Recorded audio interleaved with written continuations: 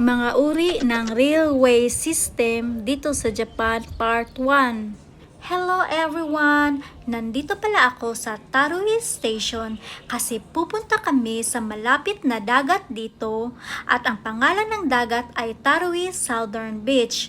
Pero for today's video, hindi yung dagat ang pag-uusapan natin kundi ang mga uri ng railway system dito sa Japan. Sa Japan, nahahati sa 5 pangunahing uri ang mga railway system batay sa kung paano at saan sila tumatakbo. Ang unang railway system na pag-uusapan natin ay ang ground level or surface railways. Mga train na tumatakbo sa ground or flat level, katabi or tumatawid sa mga kalsada.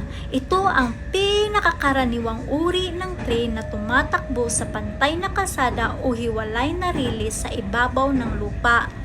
Halimbawa ng mga train na tumatakbo sa lupa, number 1 ay ang JR Lines or Japan Railways, ang pinakamalaking network sa buong bansa.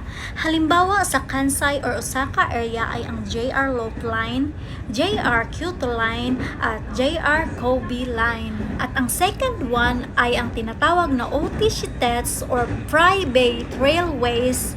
Ito ang mga pribadong kumpanya ng tren na kadalasang nag-uugnay sa mga syudad at probinsya. Halimbawa sa Kansai ay ang Hankyu Railway, Hanshin Electric Railway, Keihang Electric Railways, Nankai Electric Railways, at ang panghuli ay ang Kintetsu Railway. Ang Tarui Station kung saan ako nanggaling at itong train na sinasakyan ko ay pagmamay-ari at pinapatakbo ng Nankai Electric Railways or Nankai Line.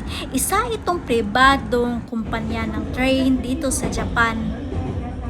Dito na magtatapos ang part 1. Kung nag-e-enjoy kayo sa video na ito, please like, share, follow, or subscribe for more Japan content. And guys, may part 2 pala ito at abangan ninyo dahil on my next video, ang pag-uusapan natin ay ang elevated railways naman. So hanggang dito na lang muna guys. See you on my next video.